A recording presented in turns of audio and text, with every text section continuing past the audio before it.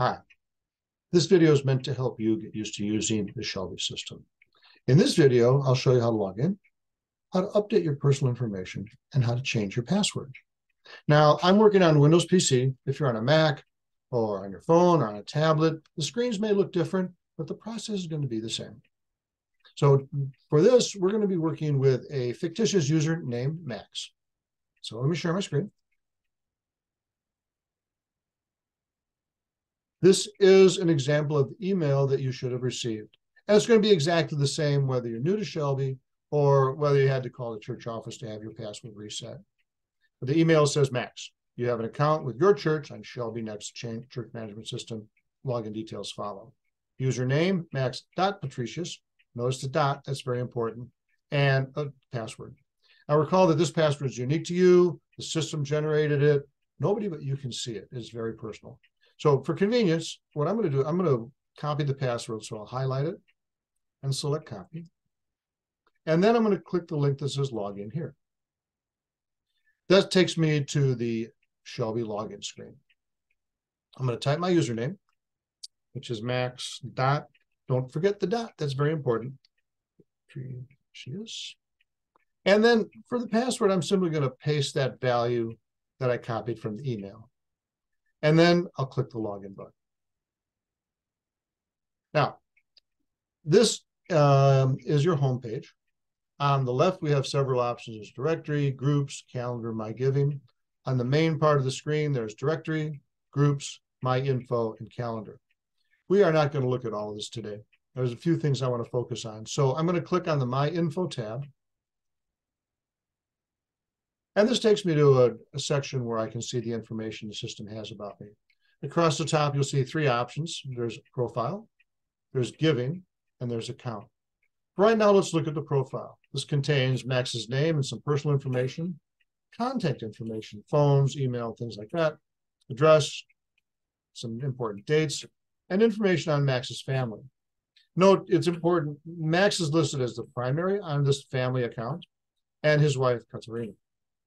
So if I want to update some information, let's say this home phone number is not correct. I'm going to change that. And so up in the upper right corner, it's a little pencil.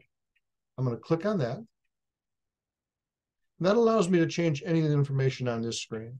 So for now, I'm just going to update my home phone, which is 1, 2, 3, 4, 6. Okay.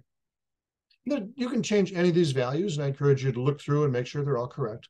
And there's something else you can do. It's not required, but it's kind of fun. Here's a section that calls labeled picture. I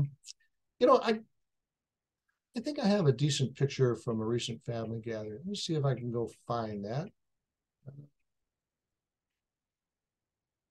Browse for it.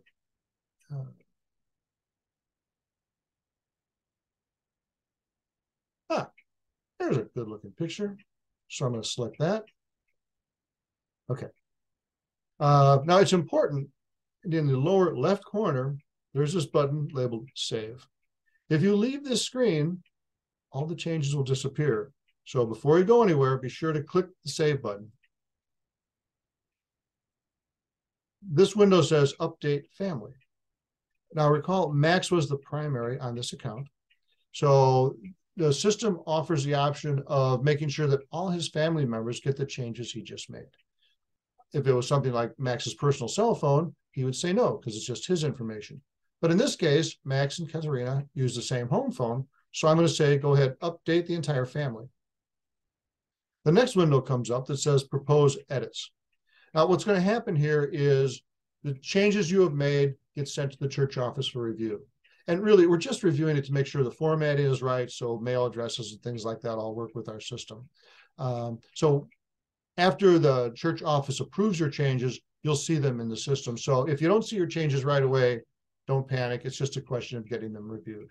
So I'm going to say yes. I'm going to make a note to the office that I just updated the home phone number.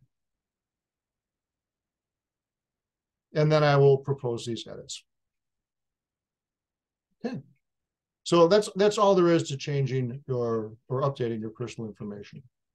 The last thing I want to do today is change my password, because I really don't like that password that the system generated for me. So to do that, I'm going to select the Account tab.